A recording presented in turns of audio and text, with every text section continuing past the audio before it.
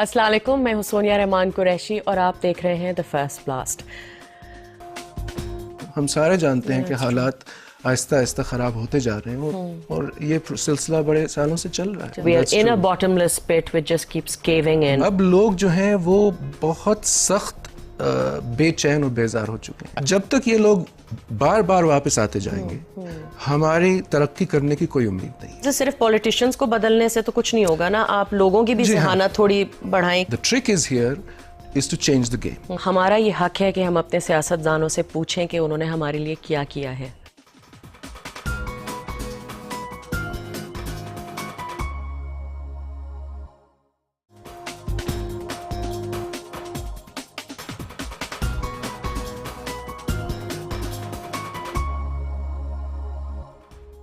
Welcome back. جیسے آپ جانتے ہیں ہم نے شروع میں ہی بات کی تھی کہ آج ہم سیاست پہ بات کریں گے اور سیاست میں تبدیلی کی کتنی آج کل ضرورت ہے۔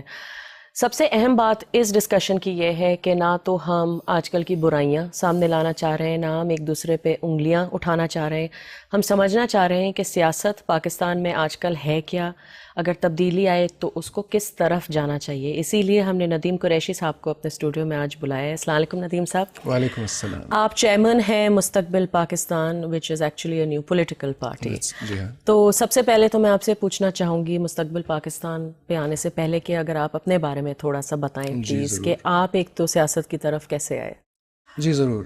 میرا تعلق یعنی میری جو پڑھائی ہے ابتدائی تعلیم وغیرہ جو ہے وہ کراچی میں ہی ہوئی، گرامر اسکول میں، اور اس کے بعد میں پھر اعلیٰ تعلیم کے لیے امریکہ چلا گیا، جہاں میں نے MIT میں سن 73 میں یا 74 میں وہاں پہنچا اور 4 سال وہاں میں نے گزارے، جو کہ امریکہ کے شہر بوسٹن میں ہے، بالکل، یا کیمبرج ایکچولی، دریا کے۔ تو آپ نہایت ہی ذہین آدمی ہیں، یہ تو obviously پتہ چل چکا ہے کہ اگر آپ MIT جا چکے ہیں تو پھر ٹھیک ہے، یہ آپ کو فیصلہ کرنا ہوگا۔ بالکل۔ تو وہاں سے میں نے انجینئرنگ پڑھی اور پھر میں 2 سال کے لیے امریکہ چھوڑ کے سعودی عرب چلا گیا، جہاں میں نے ایز این انجینئر کام کیا پروجیکٹ سائٹس پہ، اور اس کے بعد دوبارہ پھر میں بوسٹن گیا، اس دفعہ Boston proper to the Harvard business school, جہاں میں نے MBA کیا سن 82 میں،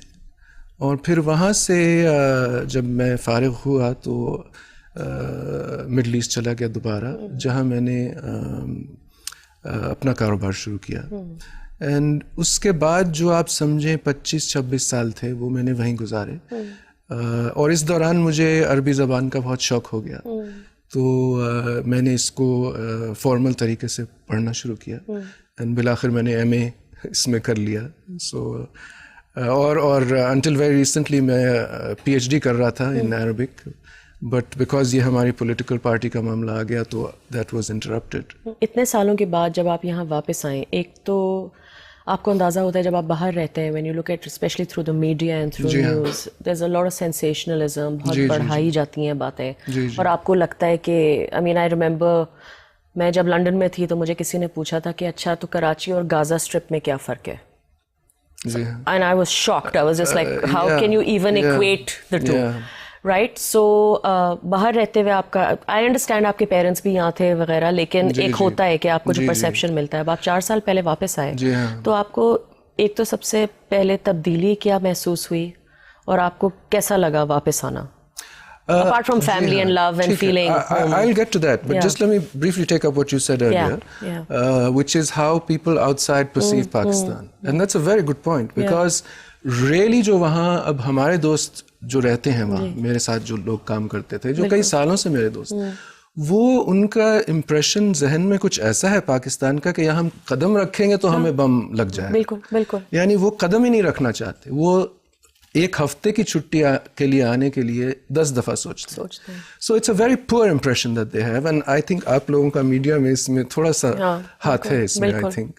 بٹ اینی وے، جہاں تک مجھے ذاتی طور پہ کچھ پرسیپشن میں فرق پڑا، کچھ زیادہ نہیں تھا، بیکاز میں نے جو بھی عمر گزاری مڈل ایسٹ میں، میں یہاں بہت آتا جاتا رہتا تھا اور یہاں کی خبریں رکھتا تھا، تو مجھے ایز سچ اندازہ تھا کہ یہاں حالات کیا ہیں، تو it was not a shock اور it was not a surprise, all of us know, ہم سارے جانتے ہیں کہ حالات آہستہ آہستہ خراب ہوتے جا رہے ہیں اور یہ سلسلہ بڑے سالوں سے چل رہا ہے. سو مجھے کوئی یہاں آ کے کوئی حیرت یا کوئی there was nothing surprising that happened here. Okay. But how did you feel once you got back? Because you know it is still very different to visit for a while and also have a realistic sort of outlook towards what's happening, but to live it day to day.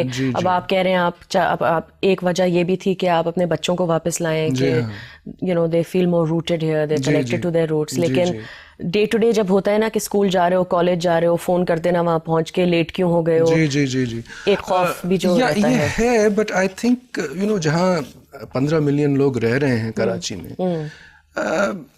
it's I don't worry too much about it. یہ اللہ کے ہاتھ میں ہے. You can be anywhere and anything can go wrong. There are no guarantees anywhere. So اگر آپ اسی ڈر میں رہیں کہ and you don't live your life because you're afraid of something or the other. So آپ کا سوال جو ہے, میں تو بہت خوش ہوں واپس آ کے. To be honest, I'm really delighted to be back. It's wonderful to be back with your own people, with your family, and it's just wonderful. I'm delighted. Yeah. Mustaqbal Pakistan. Yeah. How does yes exactly? How does politics play a role in your life? Okay. Let me just start a little, back up a little, and start a little earlier. بالکل. You know, آپ نے جیسے کہا ہم دیکھ رہے ہیں کہ حالات یہاں ہم لوگ سب دیکھ رہے تھے. بالکل. Even sitting abroad, sitting here, we are watching what's going on. Now, Mustaqbal is the idea of a group of people, basically a group of professionals. صحیح. People like me. ٹھیک ہے. They are sort of business people, they are management consultants, bankers. And this was a group that... پڑھے لکھے لوگ سارے. Yeah, I hope we can lay a claim to that. So when we started to think کہ یہاں کیا ہو رہا ہے, you know, the first thing when we thought let's analyze this and let's do it in the way you do a problem set at a Western college or something. Here's a problem, how do you solve it, what's wrong? اگر آپ باہر کے جو democratic ممالک ہیں, advanced democracies ہیں, جیسے the US یا the UK and so on, you immediately notice کہ جو وہاں کے سب سے قابل, سب سے لائق, سب سے ذمہ دار, سب سے دیانتدار اس طرح کے لوگ ان کے الیکٹرل پروسیس سے نکل کے ان کی اسمبلیز میں بیٹھتے ہیں, اور یہ لوگ پھر ان کی حکومت چلاتے ہیں, یہ لوگ ان کے وزیر بنتے ہیں, ان کے پریزیڈنٹس بنتے ہیں. لیکن جب ہم پاکستان کو دیکھتے ہیں تو ہمیں نظر آتا ہے کہ یہاں سچویشن بالکل مختلف ہے, اور یہاں جو لوگ ہماری اسمبلیز میں آتے ہیں وہ سب سے ناقابل, سب سے نااہل, سب سے کرپٹ, یہ لوگ پھر اسمبلیز میں آ کے الیکٹرل پروسیس کے تھرو آ کے بیٹھ جاتے ہیں. بالکل. اور جب یہ لوگ آ کے بیٹھ جاتے ہیں تو پھر اس میں کوئی ہمیں امید نہیں رہ سکتی کہ پاکستان کو کسی نہ کسی طرح صحیح کیا جائے یا ترقی کے راستے لایا جائے, کیونکہ یہ لوگوں کو نہ ان کی قابلیت ہے اور نہ ان کی سمجھ ہے کہ کس طرح ملک چلتا ہے, کیا کرنا ہے. اپنی میجورٹی میں یہی ہو رہا ہوتا ہے. اگر آپ یہ بھی دیکھیں کہ منسٹریز کو ہی اگر آپ دیکھ لیں تو اگر کوئی ہیلتھ منسٹر ہے تو اس کو کچھ اندازہ نہیں ہے, ہی از ناٹ اے ہیلتھ کچھ اندازہ but he is not in that, اس فیلڈ کا وہ ہے ہی نہیں آدمی. بالکل. آئی مین آپ کوئی سا بھی شعبہ اٹھا لیں, بالکل آپ کہیں بھی دیکھ لیں. اینڈ ان فیکٹ یعنی اصل میں مجھے تو بیچارے جو ڈپلومیٹس ہیں ان پہ ترس آتا ہے, بیکاز دا ڈپلومیٹس جو ہیں, سوری میں سول سرونٹس پہ ترس آتا ہے. بیکاز بیوروکریٹس پہ, بیکاز جو بھی ہے ان میں ایک قابلیت ہے, وہ ایک میرٹ کی وجہ سے اپنی پوزیشنز پہ آتے ہیں اور پروموٹ ہوتے ہیں اس میرٹ پہ.